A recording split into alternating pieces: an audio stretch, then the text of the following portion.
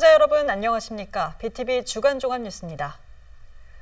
정부가 지난 2사 대책에서 공급하기로 한 신규 공공택지 추진 계획을 발표했습니다. 총 14만 가구에 이르는 공공택지 입지를 최종 확정한 건데요. 이번 추진 계획에는 인천 9월 2지구도 포함됐습니다. 하지만 환경단체들은 사업지구가 모두 개발 제한 구역이라며 사업 추진에 반대하고 있습니다. 이정윤 기자의 보도입니다. 정부가 대도시권 주택 공급을 확대하기 위해 제3차 신규 공공택지 추진 계획을 발표했습니다. 신규 공공택지는 총 10곳에 14만 호 규모입니다.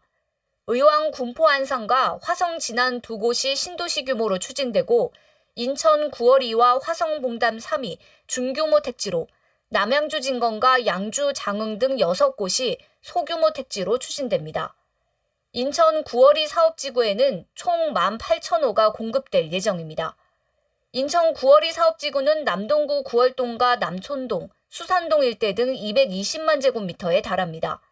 인천 지하철 1호선이 관통하고 3km 인근에 GTX B노선이 예정돼 있어 교통 여건이 우수합니다. 정부는 교통이 편리한 역세권에 도시지원 시설을 건립하고 배후 지역에는 창업지원시설과 청년주택을 짓는다는 계획입니다.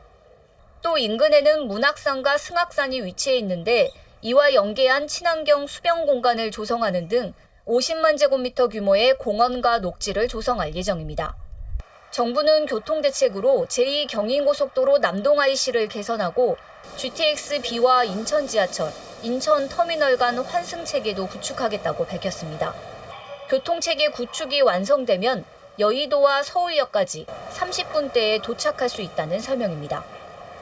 앞으로 신규 공공택지는 GTX-B와 인천 지하철 등과 연계하여 수도권 대중교통 중심 도시로 청년주택과 일자리가 연계된 복합 다독도시로 거듭날 것이라 확신합니다.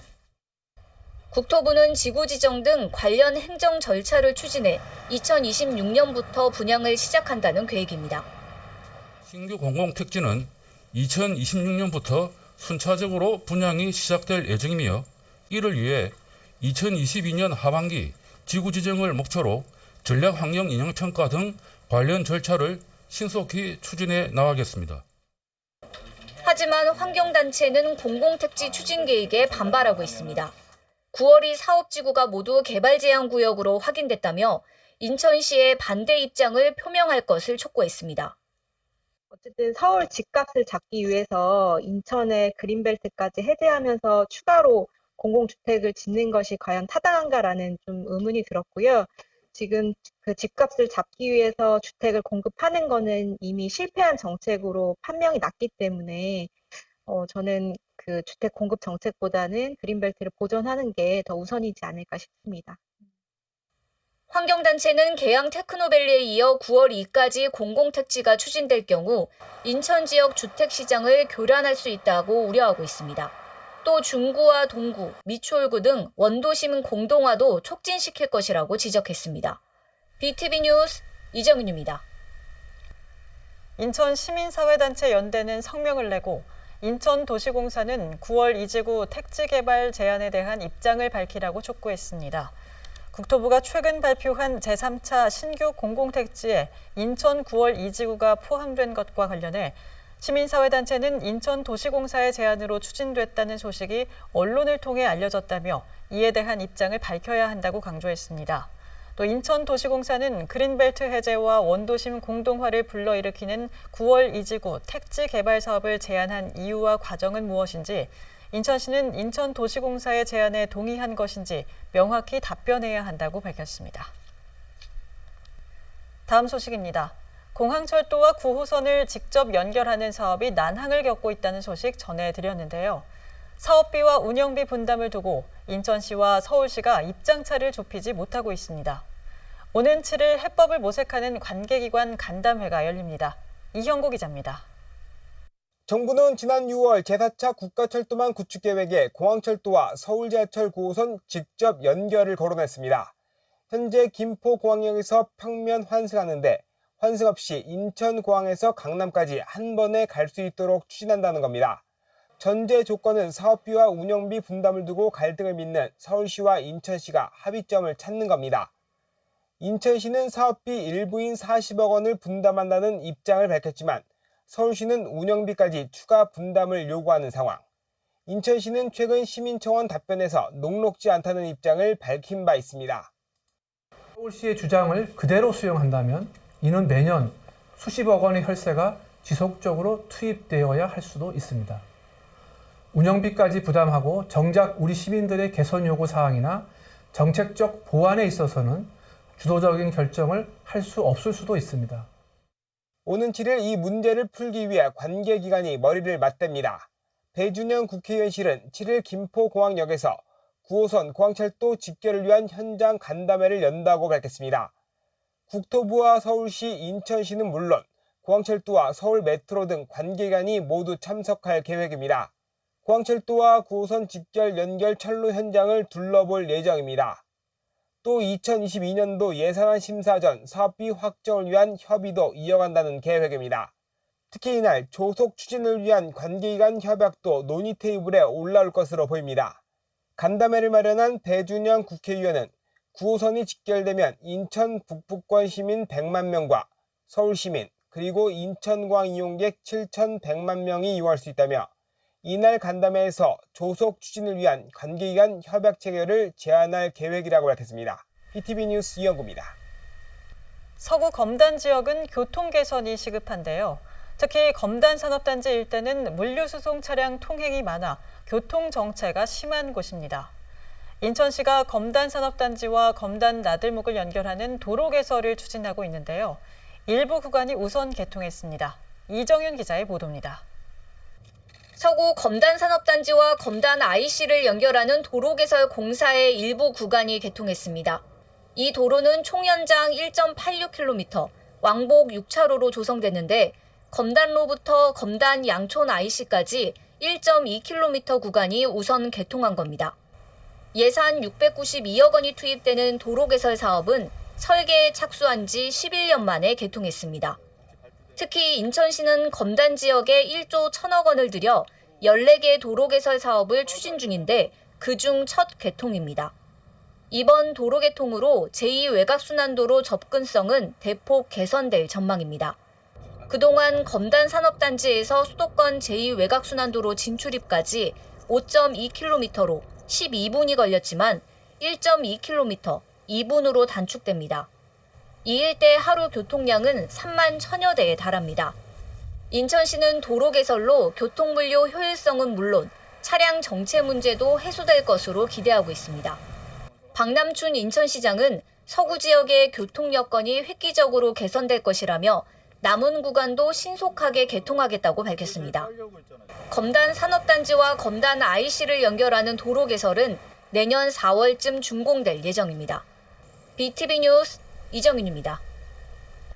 송도국제도시 주민들은 송도 11공구 매립 사업을 원안대로 추진하라는 내용의 시민청원을 올렸습니다. 세계유산 목록에 인천 갯벌을 확대하는 걸 반대하는 내용인데요. 인천경제청은 송도 대체 습지 조성은 11공구 매립을 위한 의무사항이라며 당위성을 강조했습니다. 또 바이오 산업 개발과 환경 보전을 균형 있게 추진하겠다는 입장을 밝혔습니다. 이형고 기자입니다. 인천시 시민청원 게시판에 올라온 글입니다. 한국의 갯벌 유네스코 등재가 반려된 상황인데 인천시가 나서서 인천 갯벌까지 등재하겠다고 해서 26일부터 심사를 받게 됐다고 주장합니다. K-바이오 랩허브로 선정돼 국내외 바이오 기업들이 들어올 자리를 환경단체는 저세 휴식공간으로 32만 평을 요구한다고도 주장합니다. 송도를 경제의 자유구로 지정하고 갯벌을 메웠다며 원래 목적대로 사용하라고 주문합니다. 이원재 인천경제청장은 영상 답변으로 입장을 밝혔습니다. 먼저 조류 대체 서식지 조성이 송도 11공구 매립 전제 조건이란 점을 분명히 했습니다. 대체 서식지 조성이 매립 승인 조건이자 환경영향평가 조건이라고 강조했습니다. 존경하는 인천 시민 여러분, 조류 대체 서식지 조성은 송도 11공구 개발계획 원안에 들어있던 내용이며 약 692만 제곱미터 매립을 위한 필수 의무 이행 사항입니다. 인천 갯벌을 세계유산으로 추진하게 된 배경도 설명했습니다. 유네스코는 지난 7월 26일 서천과 고창, 신안, 보성, 순천 4개 지역을 세계 자연유산으로 지정한 바 있습니다.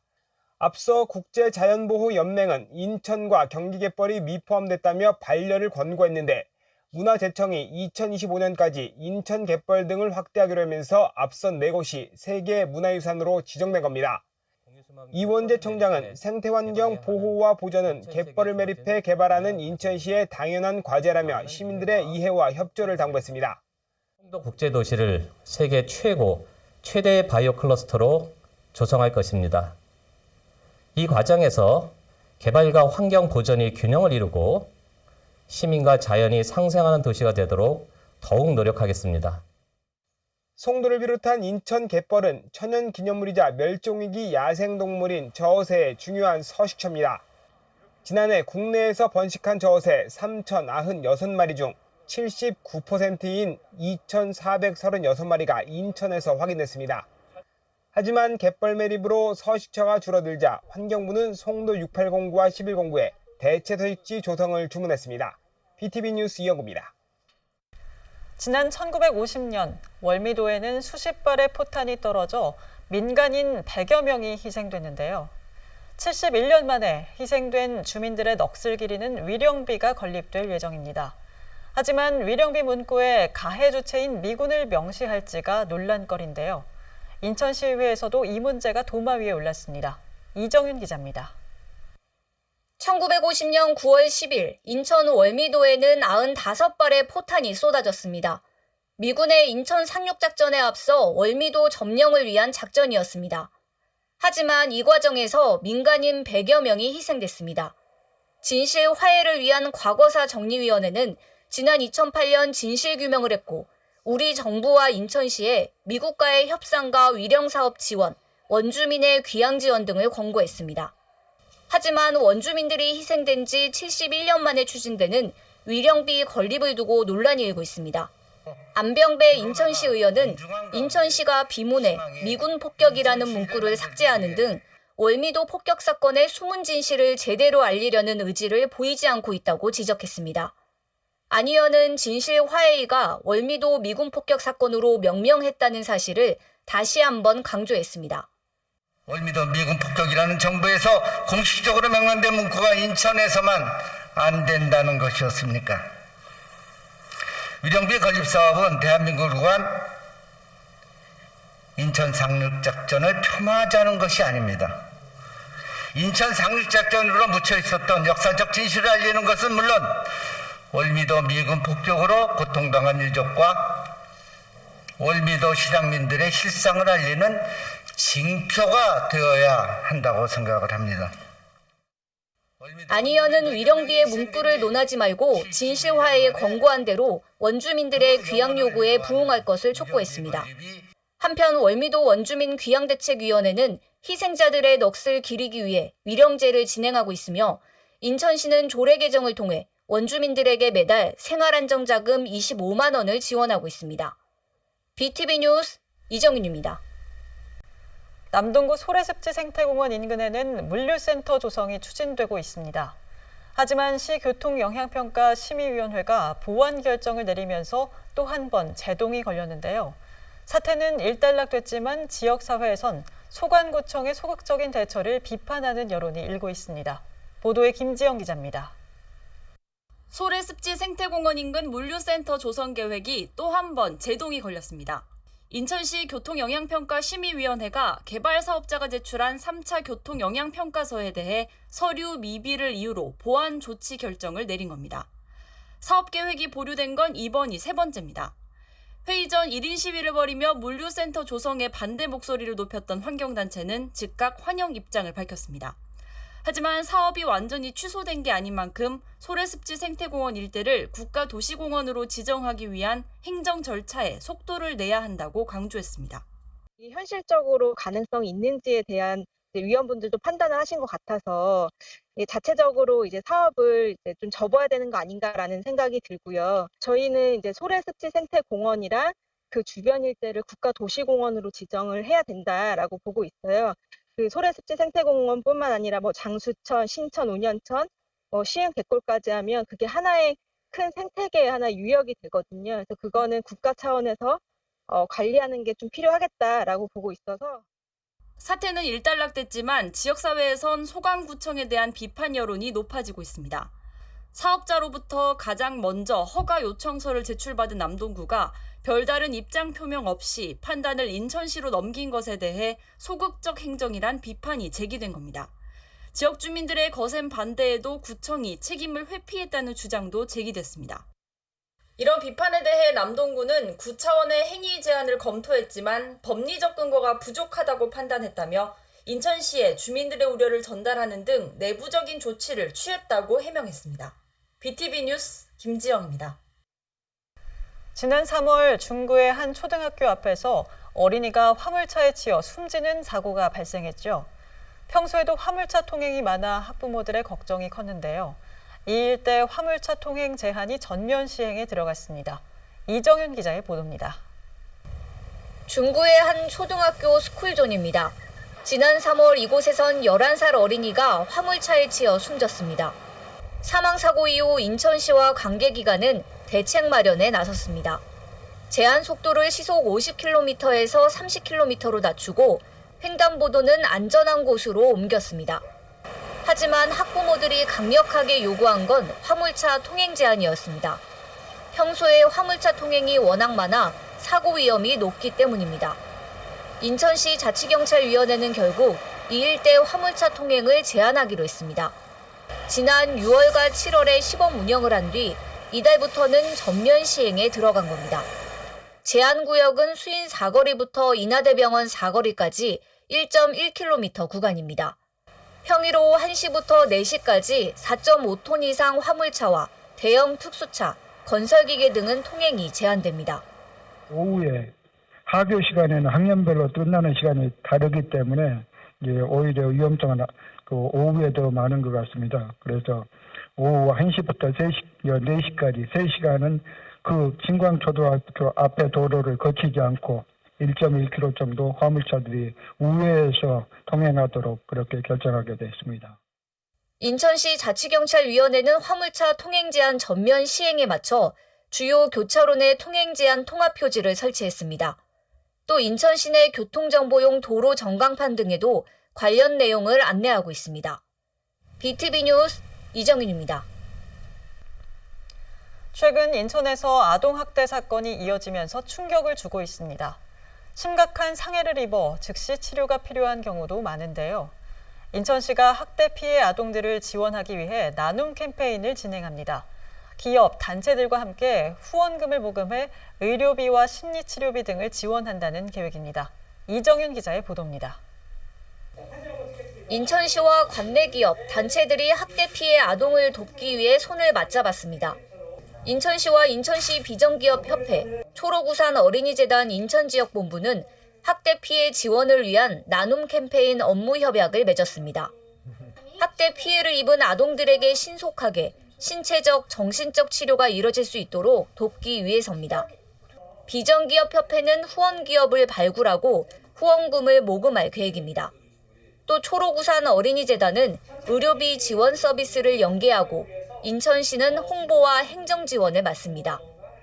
민과 간이 하나가 돼서 이제 총체적으로 우리 사회가 발생하지 않도록 사전에 예방을 하고 또 그렇게 못했을 경우에 그 피해 아동을 정말 체계적으로 잘 치료하고 건전한 사회인으로 성장할 수 있도록 이렇게 사회를 튼튼히 만들어가는 거, 이게 굉장히 중요한 일이라고 생각합니다. 이들 기관은 올해부터 매년 1억 원의 후원금을 목표로 나눔 캠페인 사업을 추진합니다. 후원금은 학대 피해 아동의 의료비와 건강검진, 심리치료 등에 사용될 예정입니다. 인천에서도 아동학대 사건이 끊이질 않고 있는 가운데 이들에 대한 의료비 지원이 절실한 상황입니다. BTV 뉴스 이정윤입니다.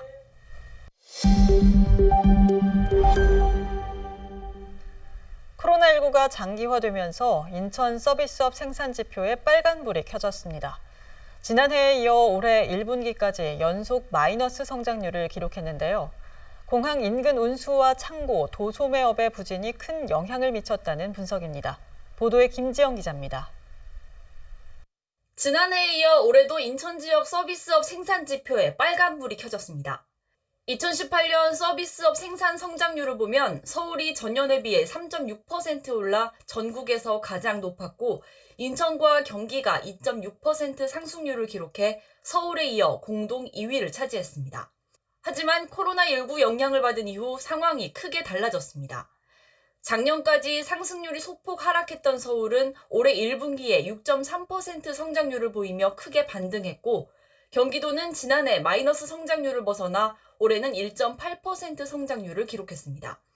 반면 지난해 마이너스 9.9% 성장률로 간신히 꼴찌를 면한 인천은 올해 1분기까지 마이너스 성장률을 이어갔습니다.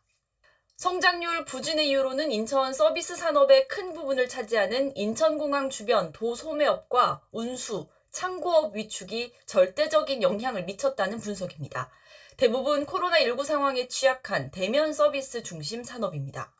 보통 공항과 물류라고 하면 단순히 이렇게 짐을 싣거나 내리는 것뿐만이 아니고 이동, 그다음에 관련되는 사무직, 그다음에 또 그 사무직을 위한 여러 가지 음식점이라든가 이런 것까지도 다 이렇게 같이 움직이는 거기 때문에 그 관련된 그 전방 내지 후방의 연관 산업이 전부 다 부진을 하고 있는 상황이죠.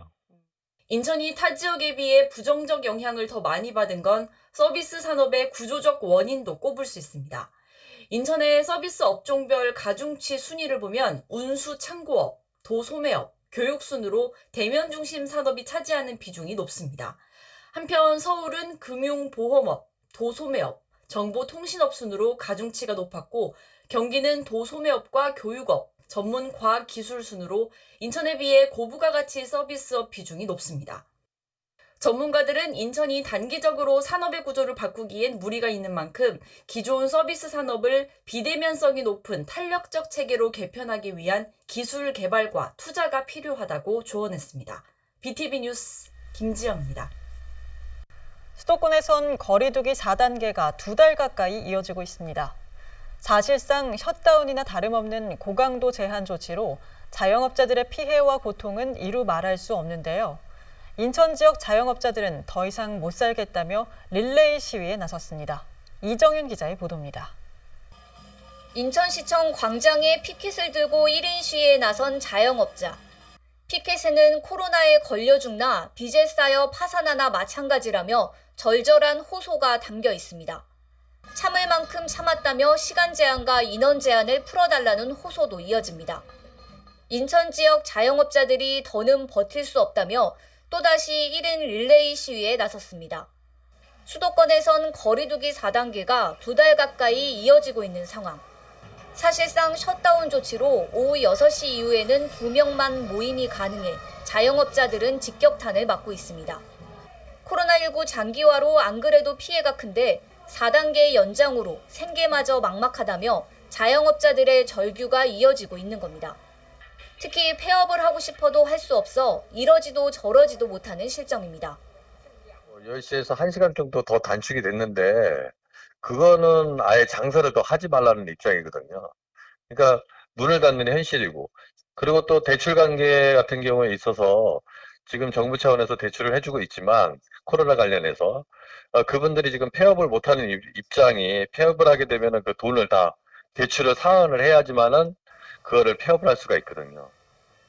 영업 피해가 갈수록 커지면서 자영업자 10명 중 4명은 폐업을 고려하는 것으로 조사됐습니다. 폐업을 고려 중인 자영업자 대부분이 경영 부진을 이유로 꼽았습니다. 거리로 나온 자영업자들은 살려달라며 정부의 대책 마련을 호소하고 있습니다. BTV 뉴스 이정윤입니다.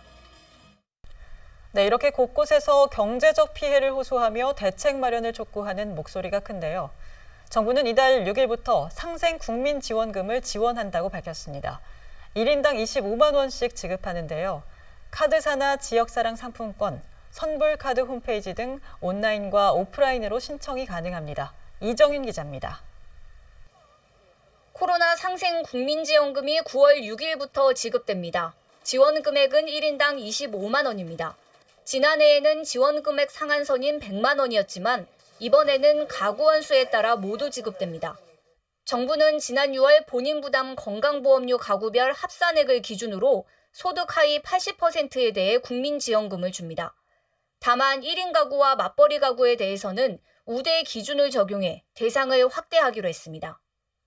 1인 가구는 고령자, 비경제활동 인구가 많은 특성을 고려하여 직장 가입자 기준 연소득 5,800만 원에 해당하는 건강보험료로 상향 조정하였고, 가구 내 소득원이 2인 이상인 맞벌이 가구는 가구 원수를 1명 추가한 선정 기준표를 적용합니다.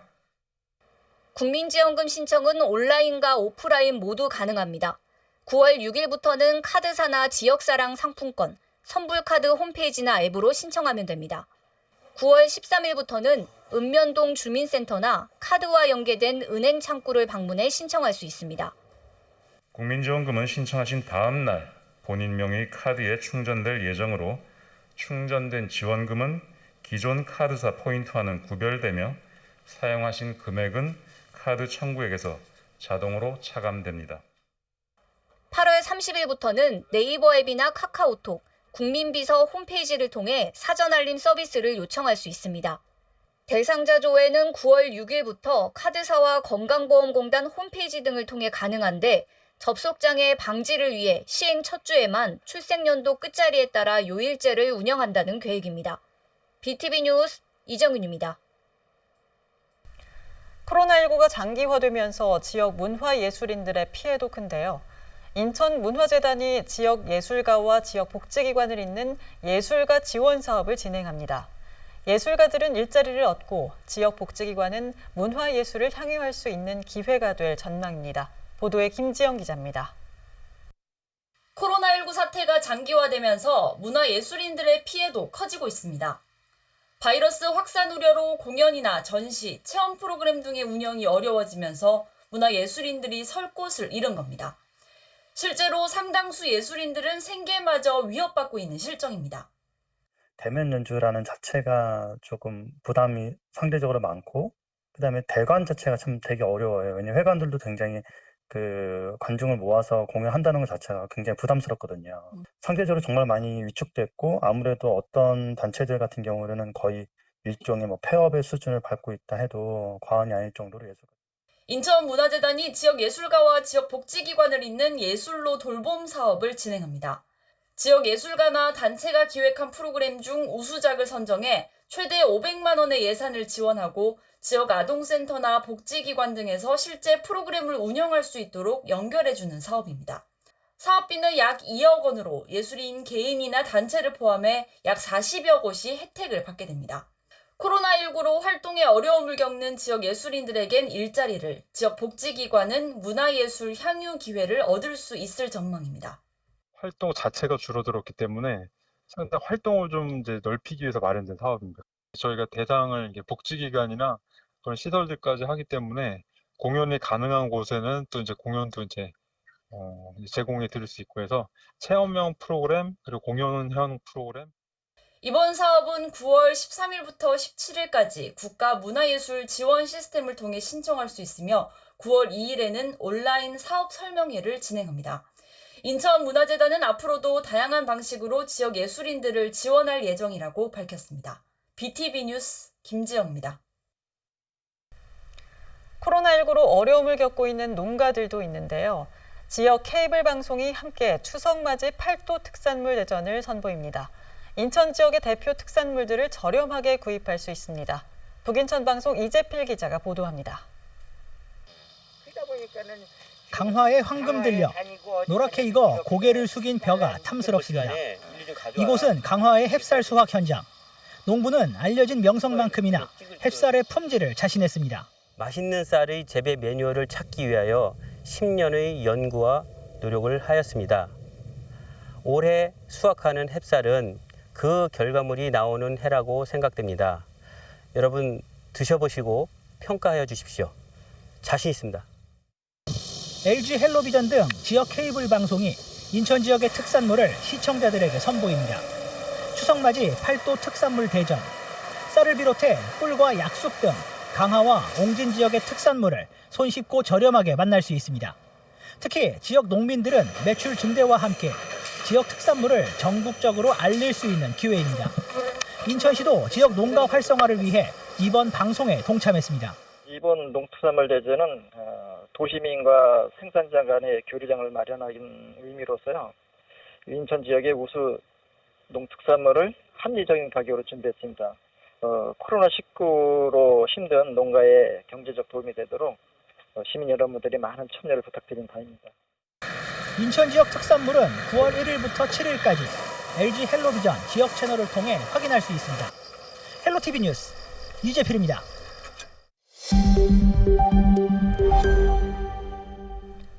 인천 지역 아파트값이 상승세를 이어가고 있습니다. 인천 경제자유구역과 계양, 부평구 등이 상승세를 이끌고 있는데요. 다만 전세값은 상승폭을 줄였습니다. 이형구 기자입니다. 송도국제도시 아파트값은 연일 신고가를 갱신하고 있습니다. 지난 21일 A아파트는 전용면적 84제곱미터 규모가 11억 5천만 원의 신고가를 기록했습니다. 전 최고가보다 무려 1억 원이 올랐습니다. 삼성 바이오로직스와 셀트리온에 이어 SK 바이오사이언스까지 송도 이전 계획이 발표되면서 시장 분위기는 더 달아오르고 있습니다. 실제로 8월 4주차 아파트 매매 가격 동향을 보면 연수구는 전주보다 0.58% 상승했습니다. 서구도 0.5% 올랐고 계양구와 부평구도 큰 폭의 상승세를 이어갔습니다. 한국부동산원은 연수구의 경우 교통 호재가 있는 송도와 연수, 옥년동 위주로, 부평구는 청천과 부계동 등 역세권 단지 위주로 상승했다고 밝혔습니다. 인천 지역 집값은 0.41% 올라 전주와 비슷한 상승세를 이어가고 있습니다. 전국 평균인 0.3%를 훌쩍 넘어서고 수도권 평균보다도 0.01%포인트 높은 수치입니다. 인천 지역 전세값은 0.25% 올라 전주보다 상승폭을 줄였습니다. 연수구는 송도동, 신축 등을 중심으로 0.5% 상승했고 계양구는 작전동과 효성동 구축 위주로 0.31% 올랐습니다. 중구는 0.02% 올라 안정세를 이어갔고 동구와 미추홀구도 0.1%대의 낮은 상승폭을 보였습니다. BTV 뉴스 이영구입니다. 보신 것처럼 인천 지역 아파트값이 상승세를 이어가고 있습니다. 특히 서구 지역 부동산이 들썩이고 있는데요. 교통과 개발 호재로 가파른 상승세를 보이면서 신고가 행진을 이어가고 있습니다. 이어서 이정윤 기자의 보도입니다. 올해 들어 7월까지 서구 집값은 14.9% 올랐습니다. 작년 같은 기간 상승률보다 3배가 넘어 가파른 상승세를 보이고 있습니다. 거래량도 늘어나는 추세입니다. 지난 1년간 서구 아파트 거래는 2만 865건, 인천 자치구 중에서 유일하게 2만 건이 넘었습니다. 집값 상승세를 주도하고 있는 건 청라국제도시와 검단 신도시로 실거래 가격이 10억 원을 돌파한 단지가 속출하고 있습니다. 청라지구의 한 아파트는 전용 면적 84제곱미터가 12억 9,500만 원에 거래됐습니다. 지난달 실거래가 10억 8,500만 원 선에서 한 달 새 2억 원 이상 오른 겁니다. 검단 신도시도 분양가 대비 2배 가까이 치솟으며 신고가 행진이 이어지고 있습니다. 검단 신도시의 한 아파트는 전용 84제곱미터가 이미 최고 신고가 8억 2천만 원을 찍었습니다. 분양 당시 가격인 3억 5천만 원에서 4억 700만 원의 2배를 넘어선 겁니다. 전문가들은 당분간 상승세가 지속될 것으로 전망하고 있습니다. 서구 일대 교통과 인프라 개선이 동시다발적으로 진행되고 있는 데다 스타필드와 의료복합단지 등 대형 개발 사업이 예정돼 있어 매수세가 꾸준히 유입될 것이라는 분석입니다. BTV 뉴스 이정윤입니다. 인천시 교육청은 올해 17개 학교를 선정해 그린 스마트 미래 학교 사업을 추진했는데요. 내년에는 9개 학교를 추가 선정해 사업을 확대합니다. 선정된 학교에는 미래 교육을 위한 다양한 공간이 조성됩니다. NIB 이하영 기자입니다. 인천시 교육청은 한국판 뉴딜 사업의 일환으로 그린 스마트 미래학교 사업을 추진하고 있습니다. 40년 이상 된 낡은 학교를 미래교육 과정에 맞는 새로운 학교로 개축하는 사업으로 2025년까지 5,420억 원이 투입됩니다. 지난 31일 열린 그린 스마트 미래학교 사업 설명회에서 도성훈 인천시 교육감은 이 사업을 통해 미래 사회를 위한 학교를 만들어가겠다고 밝혔습니다. 획일적인 공간 속에서 일방적인 어떤 주입식의 그런 교육 이런 부분 가지고서는 이제 미래 사회를 살아가는 데 있어서는 적합하지 않다. 시교육청은 2021년 17학교 23동에 이어 2022년엔 9학교 13동을 추가 선정했습니다. 그린스마트 미래학교를 통해 교실 중심의 강의식 교육에서 벗어나 다양한 교육 활동이 가능한 공간으로 탈바꿈하겠다는 계획입니다. 학교 구성원 등 사용자 등이 함께 공간을 설계하고 일부엔 폴딩 도어 등을 설치해 용도 변화가 가능한 공간도 조성합니다. 실내와 외부를 연결해 학생들이 휴식하고 소통할 수 있는 공간도 마련됩니다. 미래 교육을 위한 디지털 기반의 스마트 학습 환경도 조성됩니다. 또 학교 특성을 반영해 학교별 특성화 공간도 마련됩니다. 학생 자치 활성화를 위한 회의 공간, 음악실인 퍼포먼스홀, 커뮤니티 마루 등이 포함됐습니다. 인천시 교육청은 2025년까지 모두 54개 학교, 75개 동에 그린스마트 미래학교 사업을 진행한다는 계획입니다. NIB 뉴스 이하영입니다. 서구 지역화폐인 서로이음은 현재 가입자가 42만 명에 달하는데요. 서구는 이 플랫폼을 활용해 공공배달과 나눔 기부 등 다양한 서비스를 추진하고 있습니다. 이달부터는 환경 마일리지 서비스도 시작했는데요. 주민들이 걷거나 자전거를 타면 서로이음 캐시로 되돌려주는 겁니다. 이정윤 기자입니다. 서구가 전국에서 처음으로 지역화폐와 연동한 환경 마일리지 서비스를 시작했습니다.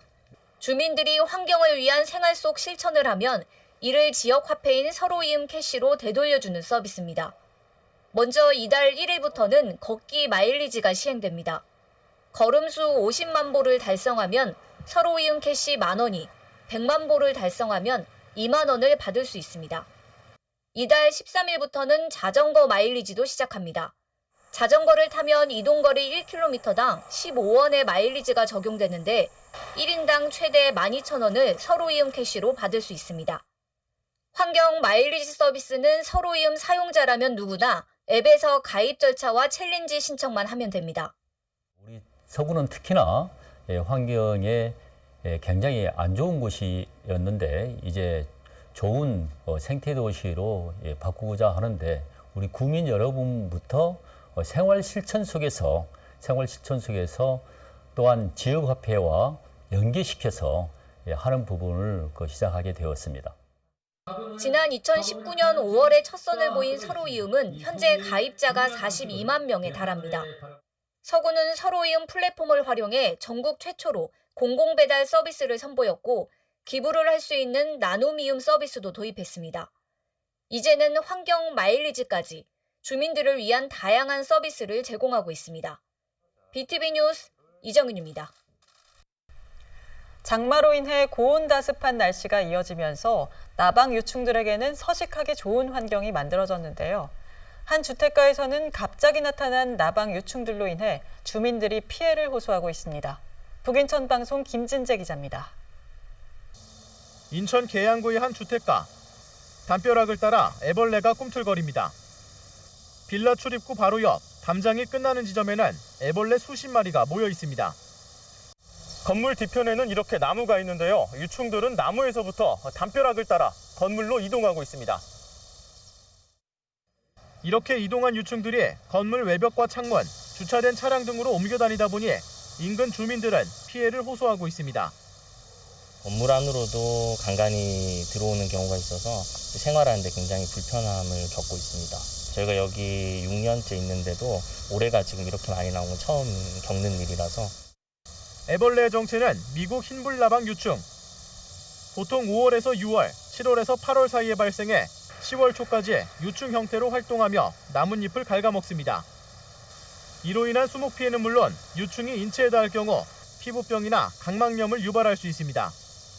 문제는 최근 이상고온 등으로 인해 미국 흰불나방 유충 같은 돌발 해충이 지역 곳곳에서 발생한다는 점입니다.